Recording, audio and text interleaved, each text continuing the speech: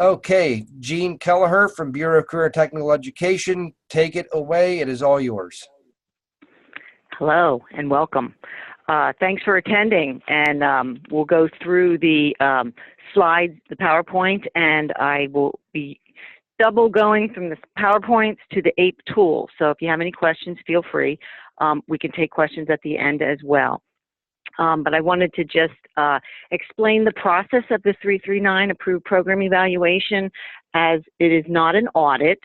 It is technical assistance, as we put it. We come out and we evaluate your binders and your documentation and give you, you can either have a commendation, which is a wow. It's something we've never seen before, and we would like to commend you, the teacher or the school, for something that you're doing. A recommendation is something that we would recommend you improving, or if you do use our recommendation, it would make your program bigger and better, perhaps. And then the correction is something that you're doing, or not doing, I should say, and then that's something that you have to address in a corrective action plan with the state after we're there and visit with you. With corrective action plans, we most always give a recommendation so you know how we would suggest you fix it, but it's totally local control, and you get to decide how you're going to fix that. And there we go. The CTCs and school districts with approved programs, we do on-sites every 5 years, so you're on a 5-year cycle. I did get a bunch of emails today, when's our next one, but it's always 5 years. And we also have a reapproval process, which you all went through about 2 years ago. And they are different. One is updating the information in CATS, and you'll probably have to update stuff in CATS annually. And as the new Perkins 5 comes on board, there may be some changes that are required as well. But they are two different processes, and some of you may be having the same year. So that is somewhat of a confusion sometimes. Okay. So the checklist and the program binders, all the information that you give us as documentation should come from the previous year. So if I'm coming out to your school this year, I want to see stuff that happened in the 17-18 school year.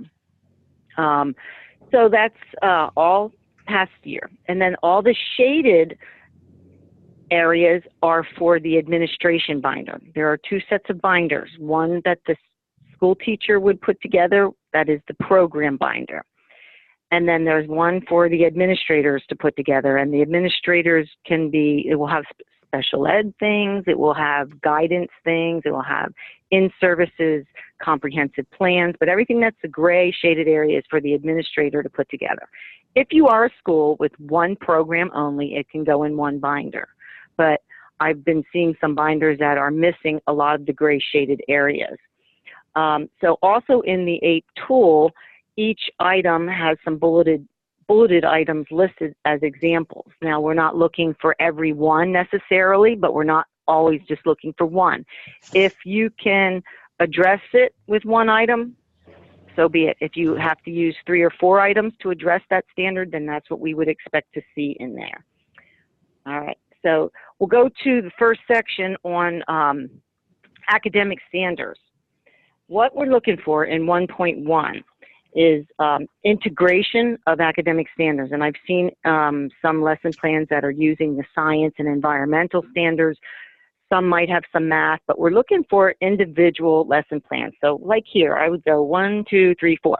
There's 4 subject areas in 1.1. The easiest way to do that is give me 4 different lesson plans. One that addresses math, one that you have an English language arts activity, and you're teaching a specific number, or career education work, or science, which most of you are not having a problem getting that science one. 1.2 is transcripts. We're looking for transcripts of the students who are in your ag programs, because what we're looking at is make sure that they are taking the courses that every other student in your school is taking, and not a watered down curriculum. So that's what we're looking for there. 1.3 is the scope and sequence, and obviously you can give me the scope and sequence out of CATS, courses that are in your course selection book, and also the POS task grid, because they should all be crosswalked at this point, and that should be simple to get. And this sample scope and sequence is what you would see in the CAT system. So what you would do is you would identify the courses that you're teaching for grade 9 students here and grade 10 here, and so on. Jean? Yes. Are you sharing the right screen? We're looking at a presentations file folder. We were meeting with someone else at the same time, so we weren't quite well. Do you have the PowerPoint open on a different screen? I don't know what you're seeing. You see this? Did it change? Nope, we're still seeing like a Microsoft presentations folder. This. You're seeing this? We see your mouse moving and clicking on it on non-narrated technical assistant. Sorry, we're getting the back. So I'm saying stop share. So now I see Okay. you. What do you see? Now we just see all of the attendees. View show Okay, right. from the beginning. Oh, slideshow, resume slideshow. Can you see it now? No. That is the weirdest. Okay, so I saw it earlier when you had it up. Really? See, I'm just clicking on my PowerPoint. So if I go into Zoom and I see you, gallery view, enter full screen, says share. Okay, so is that what you see? I'm going to open up my non-narrated PowerPoint. Do you see it now? There we go. That's up now? Yep. Now So you're I'm not going in to go, presentation mode, but we see the PowerPoint up. if I go from current slide, can you see There it you now? go. Yep. You're good. Okay. Yep. All right, so we're at the scope and sequence. So this is what you would see while you were in CATS. And you would list your course titles in these boxes for each grade. So I know a lot of the ag, they have a selection of ag courses that kids can take from a different year, and then if they didn't take it that year, they take it the next year. I would suggest that you look at some transcripts and find out what grades those kids are taking those classes and develop your scope and sequence so that it's continual and not repetitive. So that's a scope and sequence. And in this section, if you have a 4-year program, you have to have 1,320 hours. A 3-year program is 1,080, and a 1- and 2-year program are 720 hours. So look at your courses and the time that you're meeting your students and identify how many hours you're meeting a day. To meet the hours, it's an average of 2 hours a day. And look at your minutes and add them up and divide them by the hours and find out how many hours your courses are so that you can identify how many hours you're meeting, because you should put in the hours that the students are in and not the minimum, because CATS and PIMS now interact and there's always some questions as to how many hours is your class and how many hours. So number 2, your labor market needs. We need 2 letters from business and industry in your community on letterhead dated and signed that states the school is preparing students for employment in the community and they support the ag program. I'm seeing a lot of we support the FFA program. And it's really an ag program, and FFA is part of the ag program. So just, kind of be cognizant of what the letters say, and they must be current letters. So if you had letters from 5 years ago, get new ones, have them updated. Okay, the next screen is instructional time requirement. I just went over that with you. The 3 years, 1,080, 4 years, 1,320, and 1 and 2 is 720. And 2 classes per year. And that's probably most likely going to change with Perkins 5. So you want to make sure you stay up on top of what those changes may look like in the future coming up. Number 4 is your teacher certification. So you want to make sure that you have your teacher certification from the TIM system printed out and in your binder. I've seen some that have expired only because the teacher hasn't put in the level 2 that they just recently received, or they got married and they changed their name. So just make sure that you check that. Just because you had it in 5 years ago, it may need to be updated. So check that out. Number 5 talks about your instructional equipment and resources, and this is where you're going to need to provide a list. Number 5.1, you should just give me a list of all of your resources, if they're videos, if they're periodicals, if they're textbooks. What resources? Maybe it's the Lancaster Farming newspaper every week. But those are the things I want, just a list. 5.1 is just a list. 5.2 is your OAC advising you on what equipment you may need to stay up with industry standards. You would want your OAC to give you a wish list of things that your program should have, so that when an equipment grant comes up, you are ready and prepared to apply for that, because equipment grants usually require your OAC meeting minutes documenting that that piece of equipment is necessary. So your OAC is very important in this aspect. Number 6 is the support and special services for your IEP students. So there's one section in here that relates to the administration binder, and that is the what is your written policy for special ed students. Okay, you can look, sometimes it's in your course selection book where it identifies how a parent would go about applying for an IEP for their student and having them identified. We're also looking for transcripts of students that have IEPs. That's 6.3. 6.4, we're looking for the IEP signature page, stating that the teacher, the ag teacher, was at the IEP meeting, because they're in a program and the program teacher has that student longer than a regular ed teacher. Now, yes, there'll be other regular ed teachers there as well. And we just need that one page. We also need, on 6.5, meeting notifications. How were you informed that there was a meeting? Were you there before the student was placed in your program? Those are the things that we're looking for in section 6. 7 has to do with articulation. So what I'm looking for in 7.1 is a lesson plan. Simple, easy. A lesson plan that you use to teach your students about your articulation agreements that you have, whether they are with a POS program of study, which has a statewide articulation and possibly a one-to-one, but most of the ag programs are tech prep as well, where you have to have a one-to-one articulation. So we want to know how your students are learning about that articulation. So it's easily done with a lesson plan. 7.2 are copies of your current articulation agreements. Just as a quick up-to-the-minute data is HAC and Penn College. If you have had a articulation agreement with them in the past, you may want to revisit that because they no longer are in existence, I've been told by some ag teachers. So I just want to give you a heads up that if you have one, you should be looking at it.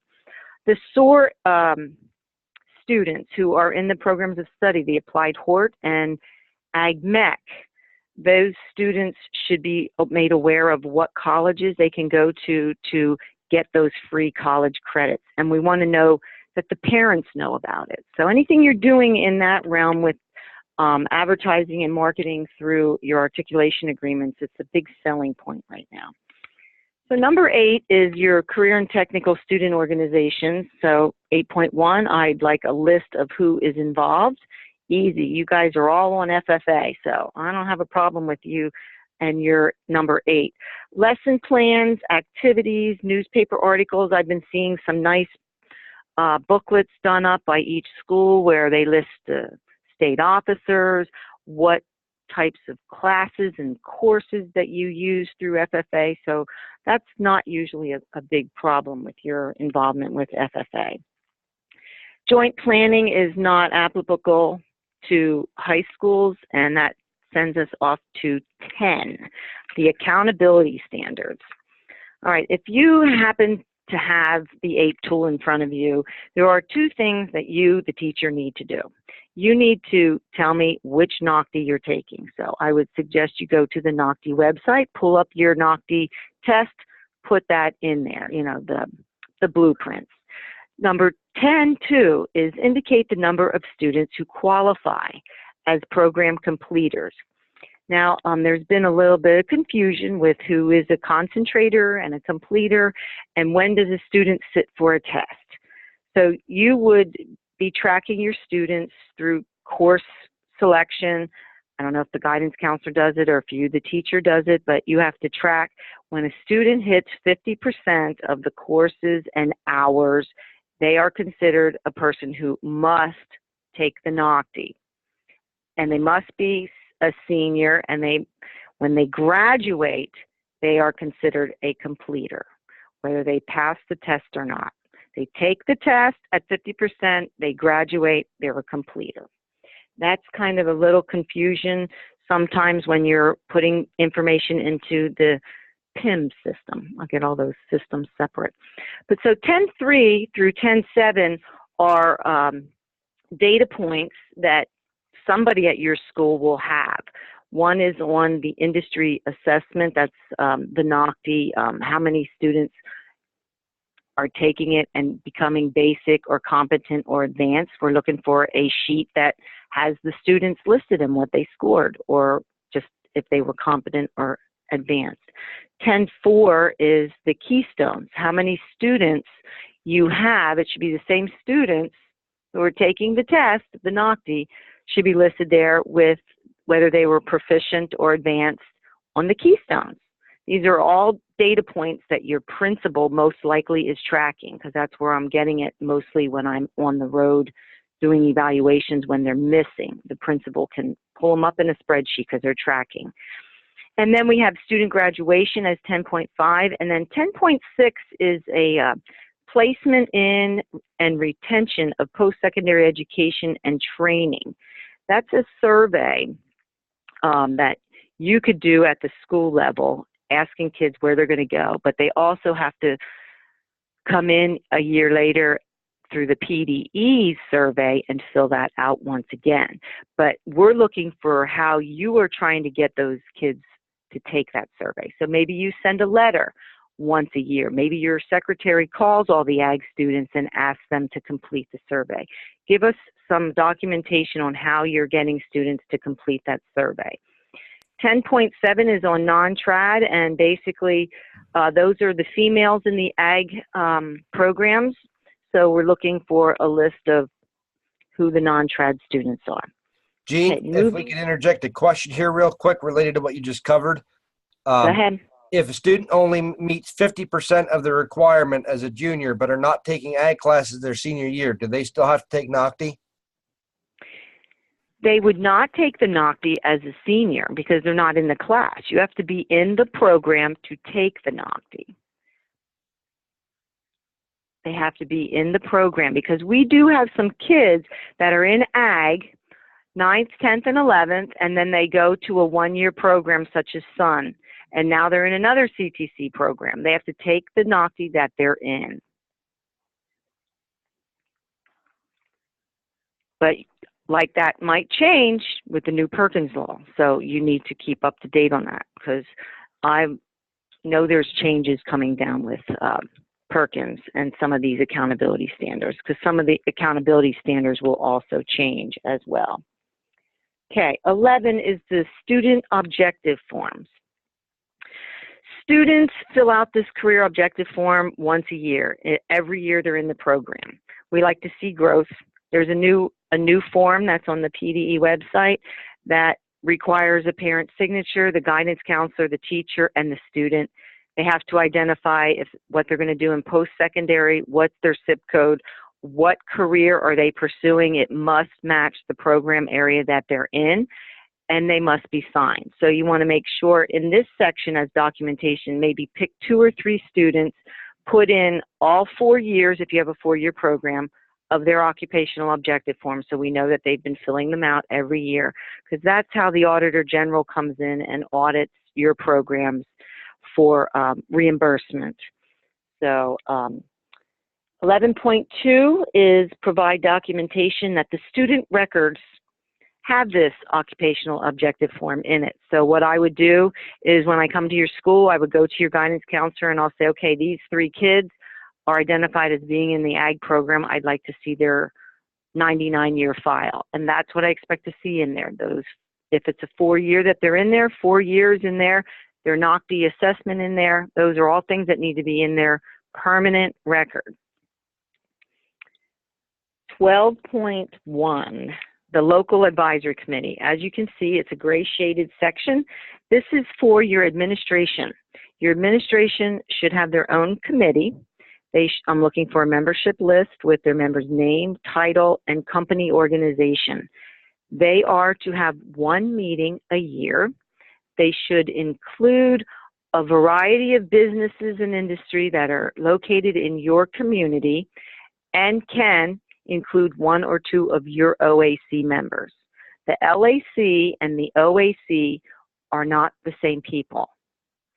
So the LAC will advise the administration on possible new programming, and the OAC recommends information to the program area, to the teacher and to the program.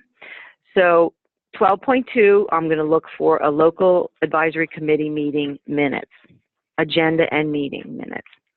Okay, 13 is your occupational advisory committee.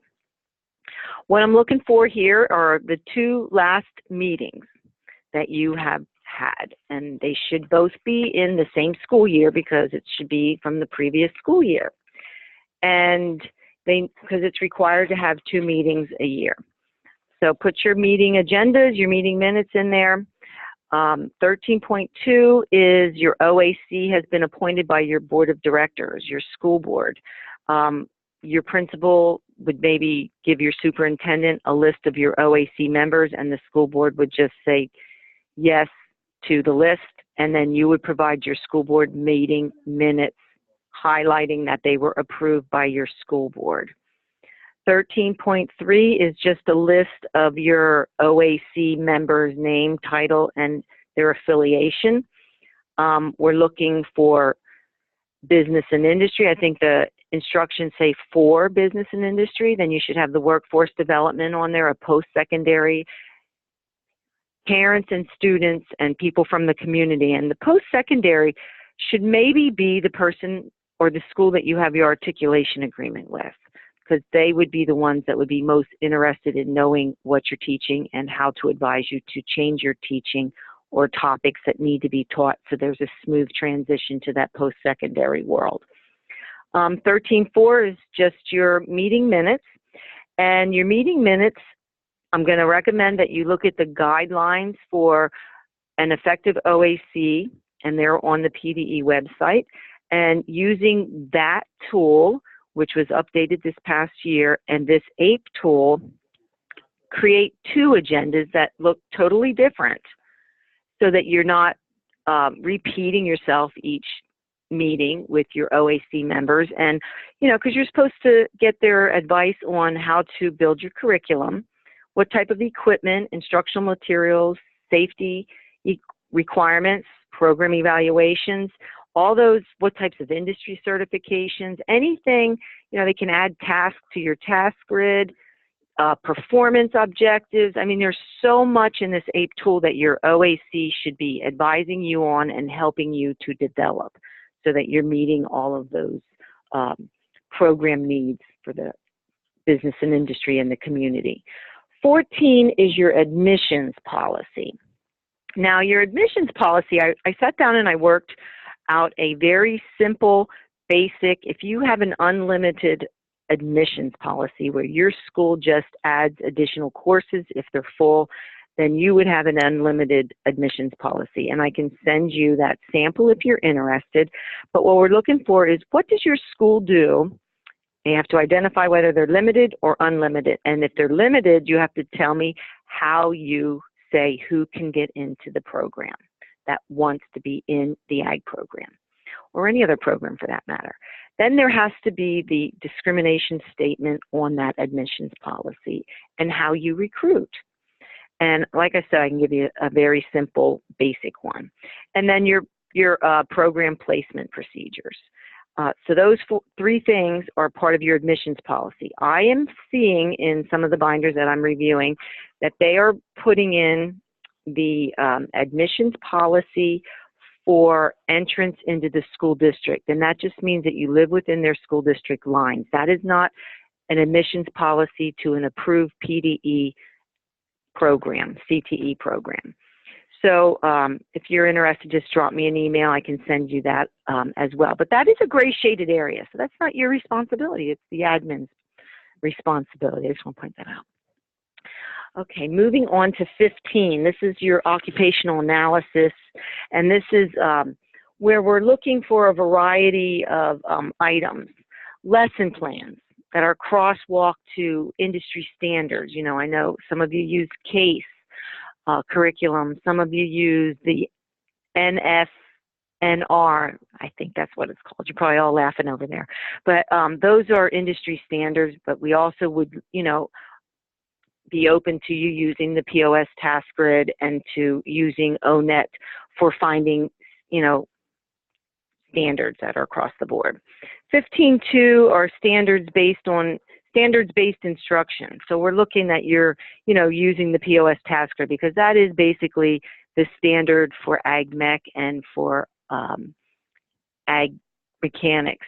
But we also have ag productions and ag general state task grids that are aligned to the NOCTI. So you want to be utilizing those and crosswalking them into your lesson plan. So we're going to be looking at that. But we're also looking for performance objectives with rubrics identified through your OAC. How many times can they fix this problem before it's a problem? Do we want it fixed the first time within 5 minutes? Do we want it fixed, you know, in 15 minutes? What's appropriate in the industry? Those are the things that your OAC should be advising you on. And then we go on to, they should be recommended and approved by your OAC. Then we're looking for some student assessments, and I get a lot of blank rubrics, blank tests. Please put stuff in there that's used. You know, I want to see that the kids are taking the test, not that you have it produced and you may or may not be using it. So put in things that are completed work. Industry defined standards are part of this.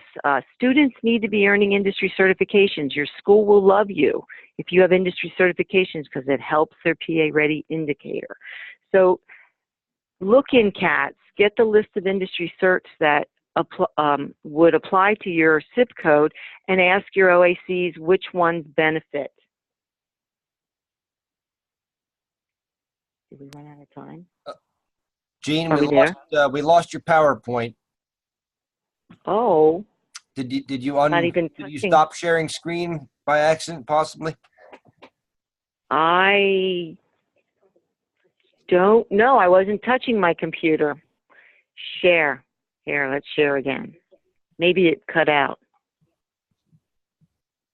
Is it back? There we go. We're back. Very good. Ooh, maybe I have to touch it more often. I wasn't even touching my computer. Okay, so we were talking about 15, and we were also talking about the NOCTI here. 15.7 talks about the NOCTI, and that's a gray shaded area, but that becomes part of the student's permanent records. So, like I said, I will look up a student's file and make sure that that's in there. A lot of ag teachers tend to keep them in a file in their room, and they should be in the student's record. Keep a copy if you want one. And then we're looking at extended classroom experiences here. And that was, you're providing that with the SAE documentation that you are pulling off of your AET system. So we're looking for examples of SAEs that your students are doing. 16 deals with safety. Safety education. So what I'm looking for, another lesson plan in 16.1. Give me a lesson plan where you're teaching safety. Give me your OAC meeting minutes and recommendations on what they think is safety. In the OAC guidelines, there's a checklist that your OAC members should be given, and they can walk around your shop area and your classroom and check off and say, is it satisfactory, or does it need improvement, or is it really out of whack? 16.2, equipment guards and personal safety devices. Give me a list of your equipment guards. pictures of your equipment with the guards, anything that you have. Visual inspection, I'm going to come there and I'm going to look at it, but I don't want you to leave that empty in your binder. 16.3, provide documentation the classroom enrollment is safe. Your OAC should look at your classroom and identify how many workstations you have, and that should determine how many students you have in that program.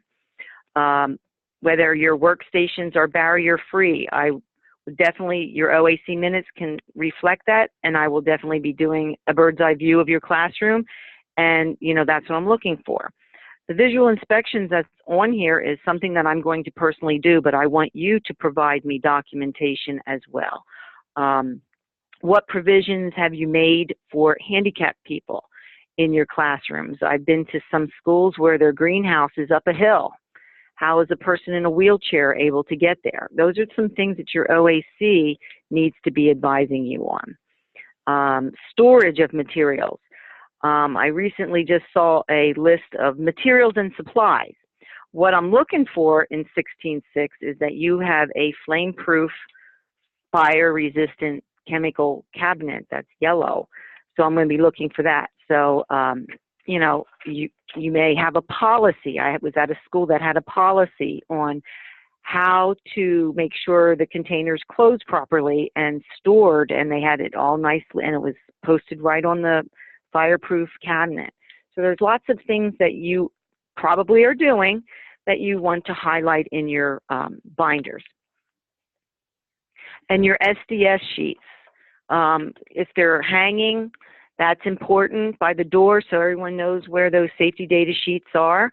Your first aid kit, your fire blankets. I've been to places where they're just laying on a table. They really should be mounted, and students should know where they are because accidents do happen. So it's very important that safety is a big part of your classroom. 17 is guidance, and that is all gray, shaded areas. We're looking for the guidance counselor's professional teaching certificate. We're looking for a policy on guidance services that is approved by your board of directors. We're looking for your comprehensive guidance plan that most school districts have completed along with their CTCs doing their comprehensive guidance plans. We're also looking for your students that you're discussing high academic achievement, post-secondary education and training. What's your guidance counselors doing? What are you doing to create career plans and portfolios for your students? Those are some of the things we'll see in section 17, along with, how does your guidance counselor counsel students with disabilities towards your ag program or another program? Where are they working? How are we documenting where they're working? Your school-initiated system of parental involvement through guidance, what types of meetings they're having with parents, what types of meetings do you have? I mean, that could be an open house that you have a table and you're promoting your program with your students, to parents, to other students, liaisons with community agencies, the follow-up study to determine the effectiveness of the curriculum. That's part of your guidance counselor's duties. And I always recommend that they put a question on there for all your seniors. So that's covering your ag program, and they might put at whatever school district, and they might put the ag program that they have there so that they can specifically state if they were an ag student, because we're looking for ag students. And then we're looking for a sampling of a student career plan. So with the new PA Ready Index indicator, I'm sure every school district out there is going to be working on those 20 artifacts, and that is certainly a beginning of a student career portfolio. So we should expect to see all of those items when we come out now. So that's a good thing. 18 is about your principals and administrators certifications and in-service plans. So the principal, whoever has a professional certificate all the way up through the superintendent can put theirs in here. That's a gray shaded item. Also, 18.3 is an in-service plan and professional development plan. I've seen a wide variety of things an agenda from the school district. These are the in-services we had this year. I'm specifically interested in you, the ag teacher. What in-services have you had that are helping you be a better ag teacher? Not, all the things that all the other teachers are going to. I did see somebody put in here off their Act 48. I thought it was a great idea. Print off your Act 48 and all the things that you've gotten Act 48 for. That shows me that you're doing your Act 48, and it'll show me if you have anything ag specific, because that's what I'm looking for. So that takes care of Section 18. Like I said, that's not your responsibility, administrators. 19 is your learning environment. What we're looking for here is your OAC. Again, to say that the shop size is adequate. If you are run by a state licensing board or you're accredited by somebody, then they would be coming in and they'd be saying, yes, your building looks perfect and we're going to accredit you. Or, maybe the industry certification you're earning requires specific things. They would have that listed. You can put that in there. But mostly it's your OAC saying your shop size is adequate. And then 19.2 is that the number of students assigned is not greater than the number of workstations. So identifying where the workstations are with your OAC is beneficial. And kind of repetitive from the other section, but we sometimes have this. Capstone and diversified occupations do not relate to ag programs because your co-op is pretty much your SAE, and diversified occupations is its own program-specific approved program. So you can skip over those. And then 22, section 22, is your program approved data elements, and that's your CAT system. So what I recommend to schools is that you update CATs yearly. And what should be done, basically, if you, the ag teacher, do not have access to the CATs, ask who does, have them print out a program profile for you, and then you can scribble on it and write on it and change what needs to be changed, and then give it back to that person to input it into CATs. So it's beneficial if you stay up to date on that with your OAC meeting dates, your OAC members' names and whatnot. If you updated any industry certs that year, because you want all your certs to count. So make sure that that's being updated. Your NOCTI, sometimes it changes, not normally, but recently with the PA NOCTI test, it has changed. So just make sure that's up to date every year. 23 are your comprehensive plans. This is a combined several separate plans into one. If you're offering CTE approved programs, they should be listed in this plan under the educational community. Most schools, when I get their plan, I read it. It's in the very beginning. It's on page 3, 4, 5, or 6. And they recognize that they are an ag community and that there's a lot of ag jobs. But what we're looking for is you to list by SIP code and SIP title what courses you have at your school in that section. So that's what I'm looking for in that section. And 24 is your previous approved program evaluation. We will look at when we were there 5 years ago, if there are any repeat corrections. So hopefully we don't see any. We don't want to see any because we figure you fixed them from the last time we were there. So that's basically what that one is your corrective action plan from 5 years ago. And then we'll compare what corrections you may have in the year that we're there on site. So with that said, that is the on-site visit. We come at 8:30 to 9 o'clock. We tour your area. We interview administrators, the instructors, guidance staff, special education, and students sometimes. And then we prepare the final report, and we send it off to your administrator with their corrective action plan. And then you have 30 days to get that to you, and then you have 30 days to respond with your corrections. And then we move on to the next 5 years. So this screen that's up is our contact information. These are the 4 people who are left in CTE on the approved program evaluation in that division where we approve programs and we come out and review them on site. So I thank you for coming. And if you have any questions, I'm here. Okay, thank you so much, Gene. As a reminder, participants, you all have microphone capability. You can unmute or ask me to unmute you, and I can do so you can ask Gene specific questions you might have.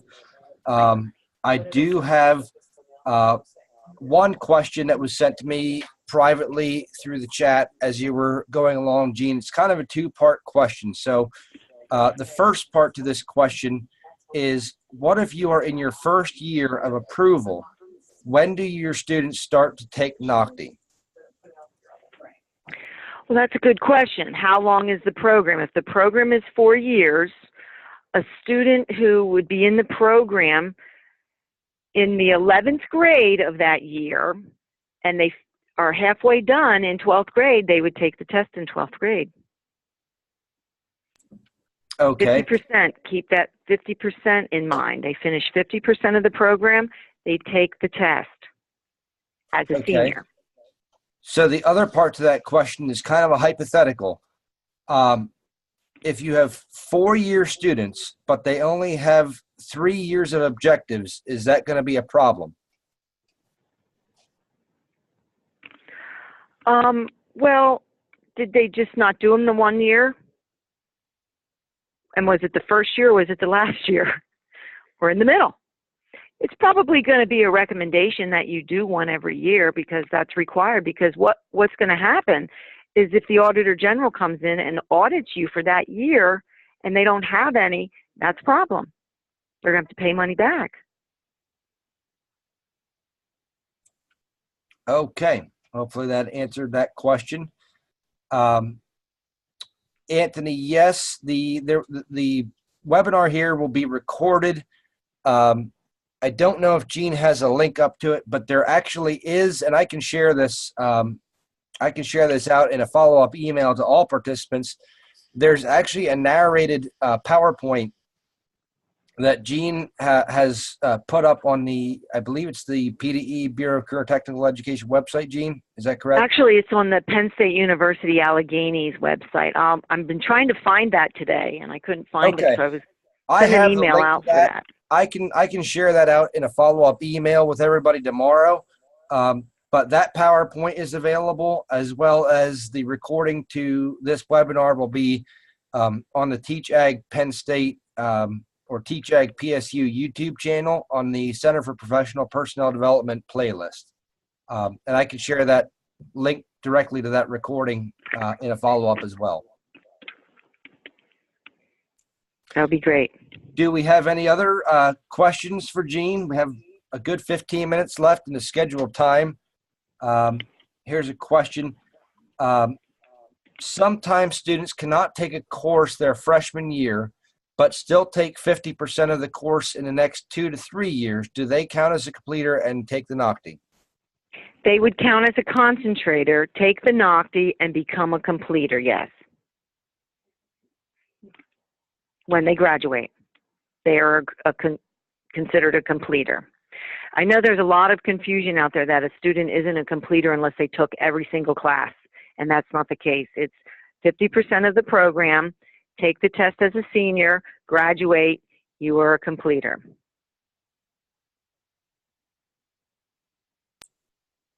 Okay, all great questions. Keep them rolling. Anybody else out there unclear of something, need something repeated, clarified? Now's the time.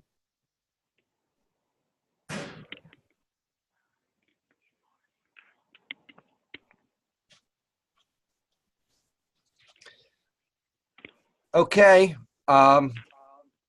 Thank you so much, Gene. I really, really appreciate this. I'm so glad. Oh, here's one. How hard is it to add zip codes to your school? Well, it's not hard. You can add a zip code from February through May. You come into the CAT system and you put in all the information, follow the instructions, and you hit submit. What type of zip code are we talking about?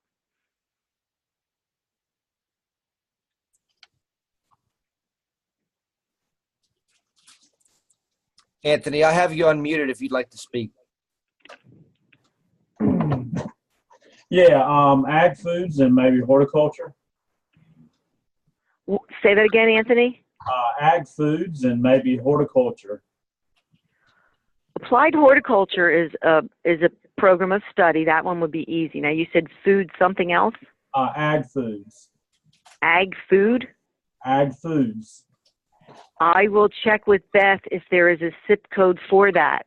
I'm not sure, but currently we're in the process of being able to add zip codes that are not currently a zip code, but there is a process, and that's through Beth Marshall. Okay. So I will check with Beth tomorrow. Okay.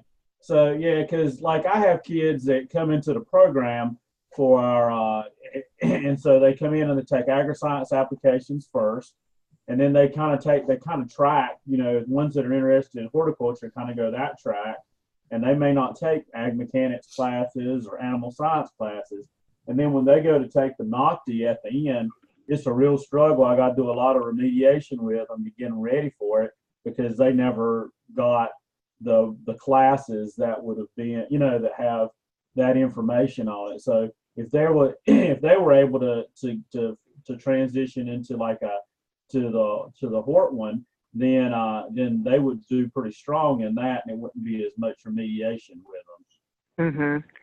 Yeah, I was at a school one time, Anthony, out in the West, where they have 3 ag zip codes, and we were looking at them, and I think they had a core of 4 ag courses that were in each of those 3 zip codes, and then they went off and they did specific other courses. Now they had 2 teachers.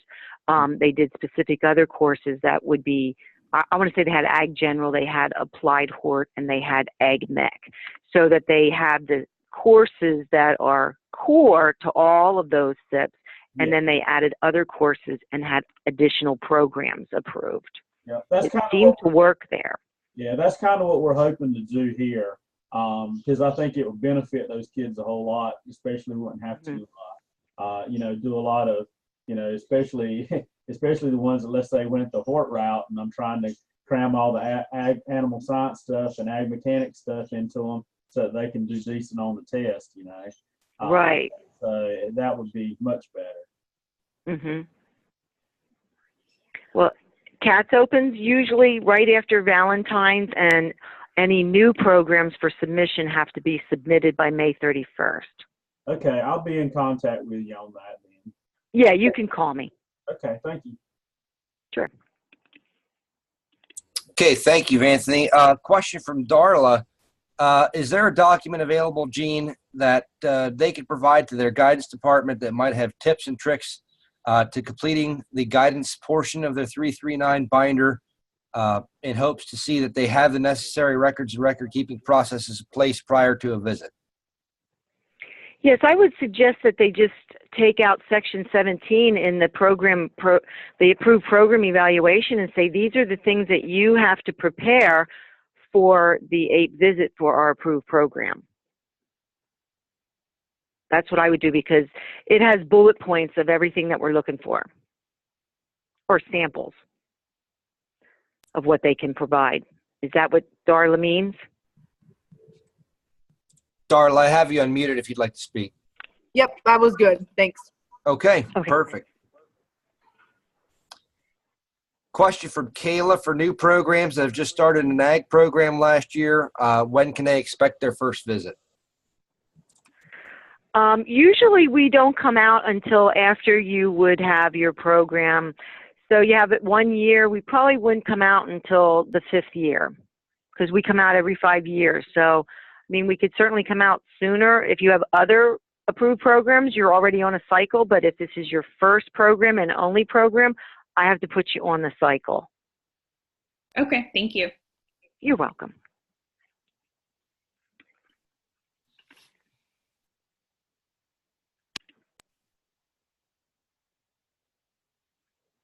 Any other questions for Gene?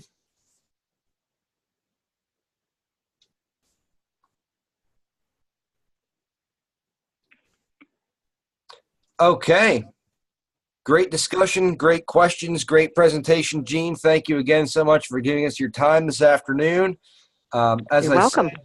I will follow up with everybody tomorrow with an email, hopefully with a link to the recording, as well as maybe a link to that narrated PowerPoint.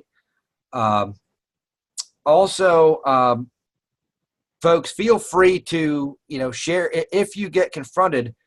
Gene just kind of went over some of the portions of this that are your responsibility and are pretty clearly not your responsibility. So if you need a little bit of backup with administration or somebody from the district that's not giving you what you know you need and telling you that's your job, feel free to pull out the recording and kind of use it as evidence to back your case that, there are definite sections of this that you're responsible for and, others that are not. So please utilize the recording as you see fit and, make others aware of it. If somebody comes to you with a question regarding this process, please feel free to share that link to the recording that I'll be sending out and refer them to that. Just had another question come in about shaded folders in your class binders. Shaded folders in the class binders? What do you mean? I've unmuted you. I'm not sure. I'm sorry. I don't know who's on the call from Wilkes-Barre, but I've unmuted you if you'd like to speak.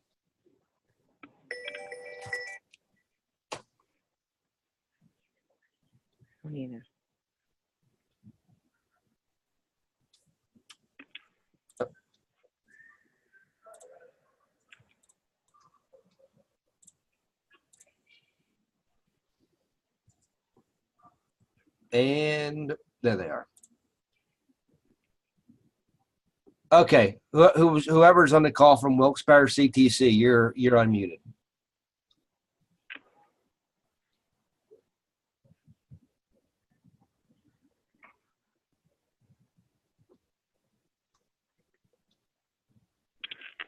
Oh, not sure.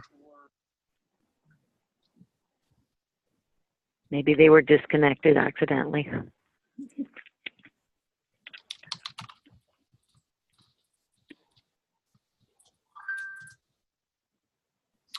All right, so I've sent them a private chat. Okay, here's a question. Student objective form. Should there be a section that the student indicates what certification they may receive? There is a section on that new one that asks the student what industry certification they're working on that current year. And I did have some questions from some people, not ag teachers, but a CTC in particular said, well, our students get these 20 certifications. I said, are they getting them every year? I said, no, you put in the ones that you're working on that specific year. There is a section for that. Okay, so I've heard back from Wilkes-Barre. They're referring to the administrative portions of the folders. Do you need to have shaded folders in your class binders? The administrative portions of the folders, should the classroom binders have the administrative folders in the binders with the school information?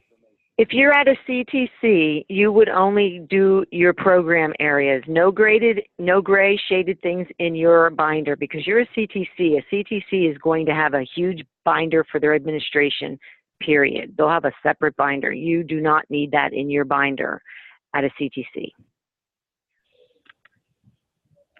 If you're a one ag program school, then I could see you putting it in one binder.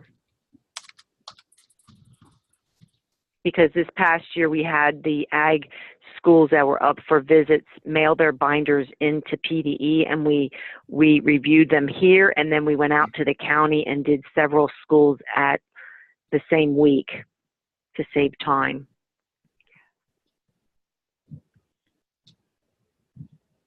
Okay.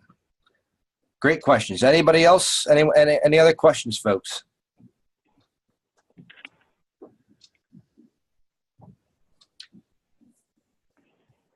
Okay, once again, thank you. I will remain logged on until everybody else has left the meeting.